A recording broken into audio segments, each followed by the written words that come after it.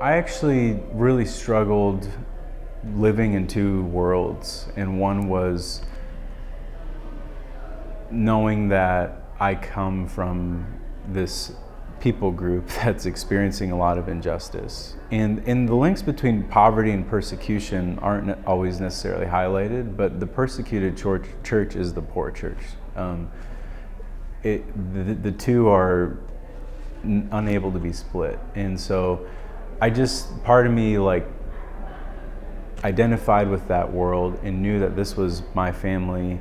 But then part of me just lived such a privileged life here, and I was deeply aware of my own privilege.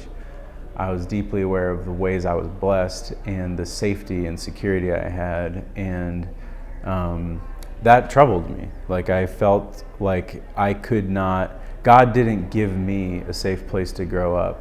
God didn't give me more than enough food. God didn't give me a good education for me to just live it up. I was presented with all of that blessing, and I knew it was for the reason of serving His kingdom and making things right in the world in whatever way I could. And part of the reason I have really loved the Justice Bible Project is because for me, the real catalyst, if there was one moment, it was the first time I read the Bible. And I would say every Bible is a Justice Bible. This one in particular, obviously highlights those themes and has amazing insights from these various authors. But when I read the Bible straight through for the first time, I was 19 or 20 years old, and I've been flying by the seat of my pants ever since.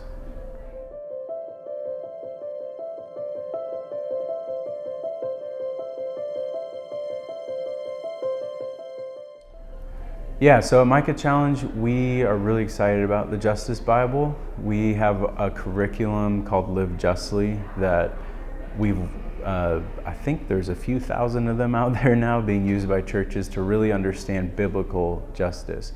And so when the Justice Bible came along, it felt like a really good tool that these two could go together. And so we have a lot of churches that go through the Live Justly curriculum, but it's not a ton of scripture. There's scripture and there's scripture to study, but it doesn't go deep in the scripture. It's more going into how do we live justly, in our world today.